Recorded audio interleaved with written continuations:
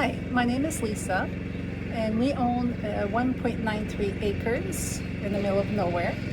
And we have decided to do some gardening to develop it and make it look uh, more pleasant, I guess. So I have created a channel called Preserving My Oasis. And if you want to follow us developing this beautiful piece of land, uh, come along for the journey. Okay, I want to give you some information about the gazebo garden area. This is the corner of our property. From the back of our property line to the gazebo is 48 feet. And then from the gazebo to the fire pit is 34 feet. And then from the fire pit to the arbor is 37 feet. I know you're saying that's a lot of space. Originally, I wanted to put the gazebo here, but my husband brought a good point. If we leave a path that's 8 feet wide, then we can drive our lawn tractor or a regular tractor if we have to work on the pond. And I thought that was a great idea. Here you see the 6 dots are actually rose tower. They're 4x4 posts, 8 feet high. And on top of that will be a lantern that is solar powered. I still have to build those, so that'll be interesting. All the material for the garden, I have some Alberta spruce, I have a blue spruce tree as well, purple sand cherry, dapple willows on the standard. I have a few hydrangeas and so forth. I got those last October when everything was 50% off, but I don't know if I have enough. I'll just have to play it by ear. We're going to run the hose, the water line here, and we'll have a drip system. This will be the first time I have a drip system. Every year we have been watering by hand. It's been such a tedious job. We'll be also installing 2 hose lengths, one here and then one here. This is a post with a retractable hose. And they're about 100 feet, so that should be able to do the area quite well if I had to hand water, because I do have some pots that are self-watering, but they need to be topped up as well. Okay, so I'll move on and I'll show you some real picture of the area so you have an idea of what I'm talking about.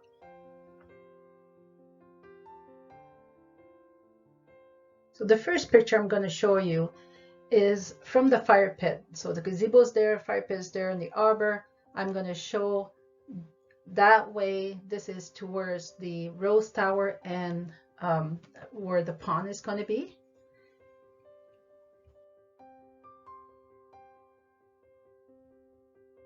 So what you're looking at right now is the old chicken coop. It's a shed. We're going to move it and use it for something else. And the fence that you see will be coming down. This will be our pond, and we're assuming around 30 to 40 by 40 by 60. It depends. Nothing is carved in stone just yet, but I'm just showing you what is there now. Okay, so this next picture is from the gazebo, where the gazebo is going to be, and this is the view towards the fire pit, towards the arbor, and towards the house. Now, as you can see, we already have some of the gardens installed. It looks beautiful in the summer, but it still needs work. The view is from the arbor, looking towards the fire pit and the gazebo, and you'll see how empty it is, but I'm hoping to do the before and after picture. As you can see right now, it looks empty. It just looks like a field, which is fine. I mean, we love to look at the deers when they come in the back there, but I can't wait to have the after picture. Now this view is from the path coming towards the gazebo. As you're going to see, there's not much there at the moment. As I mentioned, it looks pretty empty, but the best part of doing this garden design is there will be a lot less grass to cut. Okay, so I'm going to show you my roses. My roses came from Peloton website. I purchased them December the 13th.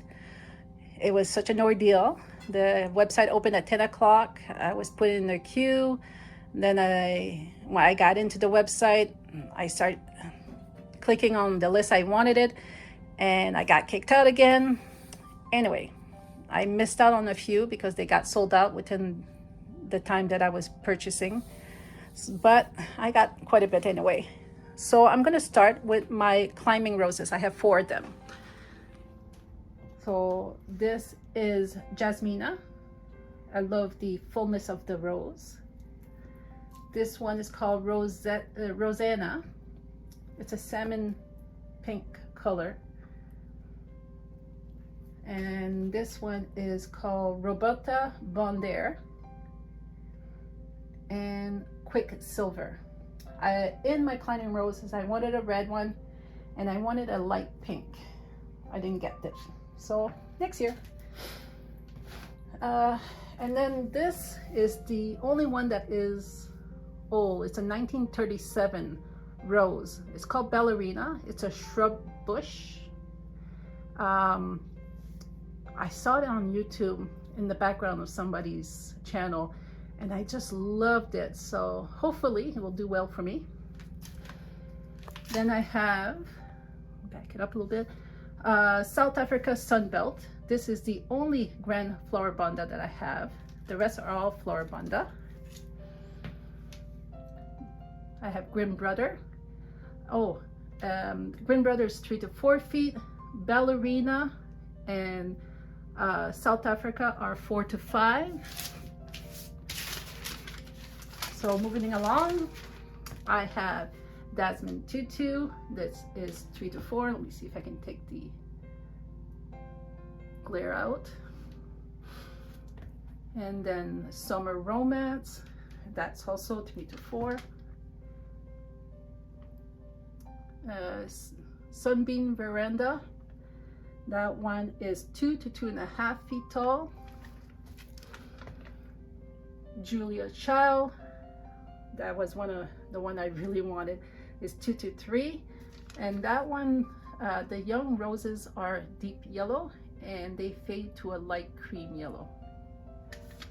Then stepping down again is Lavender Veranda, and that is 2.5 to 3. Now we are in the miniature roses, and this one is a Little Sunset, and it's 1.5 to 2.5. And then we have Roxy, and Roxy is a 1 to 1.5 feet. I believe it's a ground cover, but if it produced like the picture, I'll be happy. So those came from Peloton. The next 3 are the same, and that came from Bamboo Plant website. This one, the 3 were for $31 in total, and they're called Dwarf Rose, and they are maximum height is 2 feet. The proceed of this rose goes to Cancer Society. So that should and those are zone 3. The rest are all zone 5. And then this one, which I have a bud there, came from the independent store. My husband bought it for me on my birthday in March. I don't know if it's going to survive the outside, but I'm going to put it there and we'll see. So that is it. I can't wait to see them flowering and have that garden done. And hopefully you'll join us. Talk to you later. Bye-bye.